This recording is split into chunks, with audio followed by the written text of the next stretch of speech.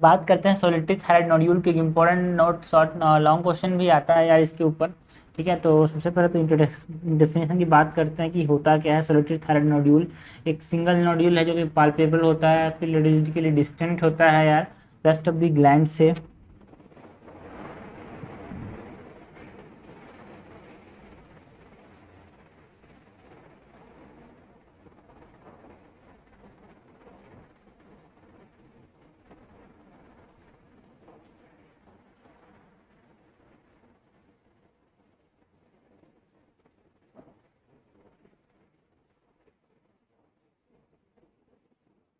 ठीक है, अगर कजेस की बात करें कि क्यों हमारे पास जो सोलिटरी थायराइड नोड्यूल वो देखने को मिल सकता है, it can be thyroid adenomas,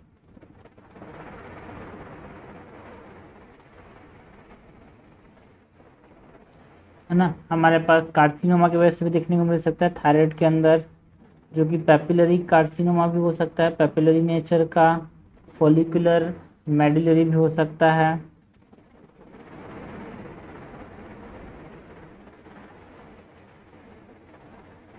ना, या फिर थायराइड सिस्ट की वजह से भी देखने को मिल सकता है, या फिर thyroiditis.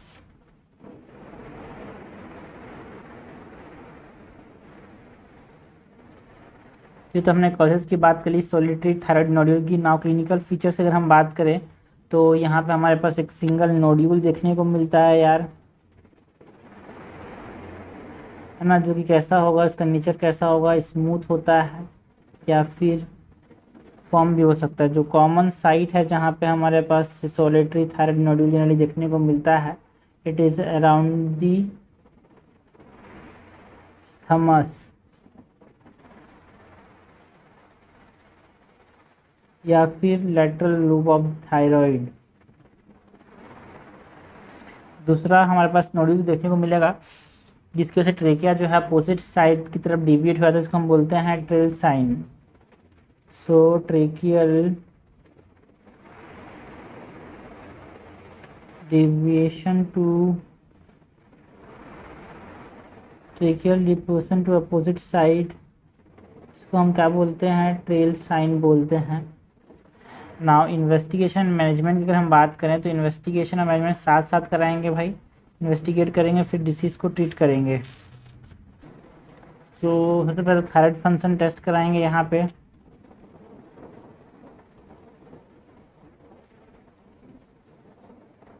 And thyroid function test के अंदर अगर जो TSH है वो कम हुआ तो हम, एक हो सकता है TSH कम आ सकता है, फिर TSH ज़्यादा आ सकता है। अगर TSH कम आया तो हम बोलेंगे कि देखो भाई ये हाइपर थायराइडिज्म है, बिकॉज TSH थायराइडिज्म जो है वो T3 T4 के लेवल में बोला जाता है, T3 T4 ज़्यादा है, इसीलिए TSH जो है नेगेटिव फीडबैक की वजह से कम हो रहा है। एंड TSH अगर बढ़ा है तो हाइपोथायराइडिज्म होगा, बिकॉज अगर T3 T4 कम है इसीलिए तो TSH बढ़ रहा है नेगेटिव फीडबैक की वजह से। सो हाइपोथायराइडिज्म। अगर हाइपरथायराइडिज्म है तो उसके बाद हम क्या करेंगे, रेडियोलॉजिकल स्कैन करेंगे यार, पता करने के लिए किस टाइप का है। रेडिएटिव आइसोटोप,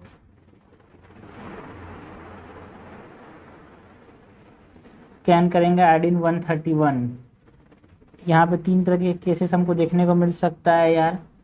अगर सपोज करो ये थायराइड है, इसमें मेरी नोड्यूल है, तो यहाँ पे ज़्यादा ही आयोडीन का एब्जॉर्प्शन हो रहा है रेस्ट के कंपैरिजन में, इसको हम क्या बोलेंगे, हॉट नोड्यूल। अगर यहाँ पे जो थायराइड का एब्जॉर्प्शन है वो बाकी के जैसा ही हो रहा है तो हम इसको क्या बोलेंगे, वार्म नोड्यूल। और अगर ये नोड्यूल के अंदर एब्जॉर्प्शन जो है बाकी कंपैरिजन में कम हो रहा है आयोडीन का, तो इसको हम बोलते हैं कोल्ड नोड्यूल। ठीक है, सो हॉट नोड्यूल कब बोलेंगे, increase iodine uptake by the nodule. Warm nodule कब बोलेंगे, जो same iodine uptake by the nodule and the gland. And cold कब बोलेंगे? Decrease iodine taken by nodule. So अगर हमारे पास हॉट नोड्यूल है तो उसको ट्रीट कैसे करेंगे भाई? इसमें मैनेजमेंट क्या होगा? एंटी थायराइड ड्रग्स देंगे, जो कि हमने बात की एंटी थायराइड ड्रग्स की, है ना। कौन कौन से? कार्बामाजोल, कार्बिमाजोल, मिथिमाजोल,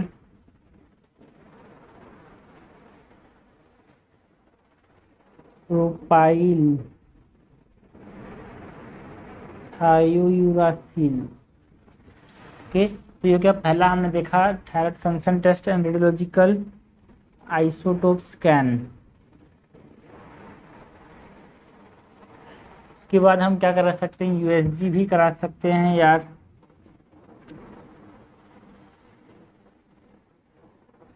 यूएसजी के अंदर हमको वार्म नोड्यूल्स देखने को मिल सकते हैं, जो अभी देखा हमने। हॉट नोड्यूल्स नहीं, वार्म नोड्यूल्स समझ आ जाएगा हमको, कोल्ड नोड्यूल्स समझ आ जाएंगे ना। यूएसजी किस में कराएंगे? वार्म एंड कोल्ड नोड्यूल्स के केस में। या फिर अगर हाइपोथायराइडिज्म है, मतलब टीएसएच अगर ज़्यादा है तो, अगर टीएसएच ज़्यादा है तो इन तीनों केसेस में क्या कराएंगे हम? यूएसजी।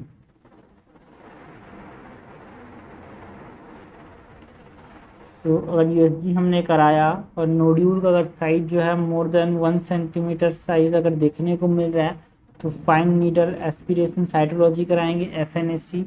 एंड अगर 1 सेंटीमीटर से कम साइज है नोड्यूल का, सो फॉलोअप के लिए बुलाएंगे यार,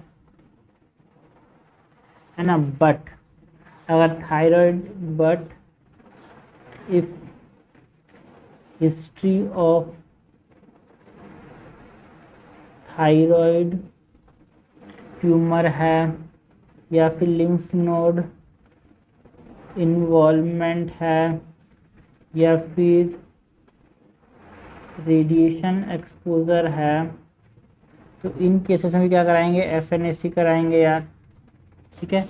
सो एफएनएसी के अंदर क्या करते हैं? फाइनल एस्पिरेशन साइटोलॉजी के अंदर क्या क्या करते हैं? पहला, inconclusive rest USG guided FNAC करेंगे।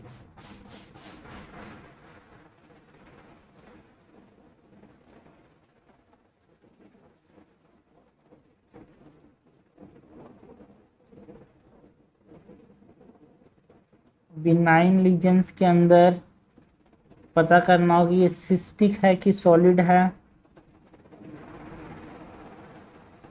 अगर सिस्टिक लीजन हुआ तो यहाँ पे मैनेजमेंट कैसे करेंगे? सिस्टिक लीजन का ड्रेन करेंगे यार।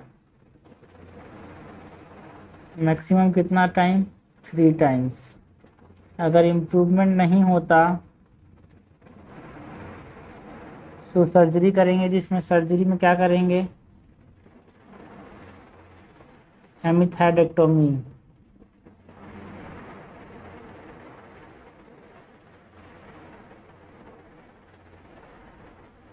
ओके, अगर सॉलिड रीजन है तो यहाँ पे इसको ट्रीटमेंट करने की बात करेंगे, किससे भाई? एंटी थायराइड ड्रग से।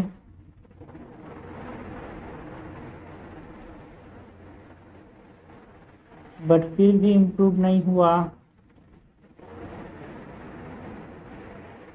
तो सर्जरी करना पड़ सकता है, जिसमें हमारे पास हेमिथाइडेक्टोमी। तीसरा केस जो है वो है फॉलिकुलर लीजन्स का। अगर फॉलिकुलर लीजन हमको दिखने को मिला तो डेफिनेटली क्या कराएंगे? हेमिथायरॉइडेक्टोमी कराएंगे।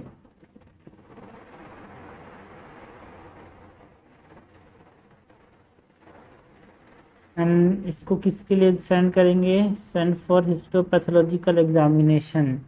एंड हिस्टोपैथोलॉजिकल एग्जामिनेशन दो चीज़ें हो सकती है, अगर वेस्कुलर इन्वेजन है ना, या फिर कोई विस्कुलर इन्वेजन नहीं है।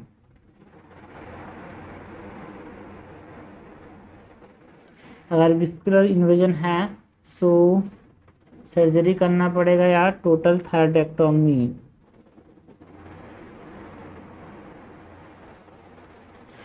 And no vascular invasion, so कोई फर्दर सर्जरी करना नहीं पड़ेगा। चौथा हमारे पास क्या कर सकते हैं यार, सस्पेक्टेड मैलिग्नेंसी अगर है तो उसको चेक करेंगे।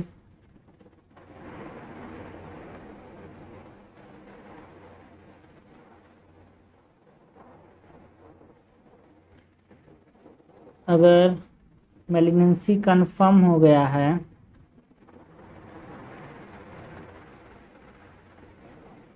तो टोटल थायरॉइडेक्टोमी करेंगे।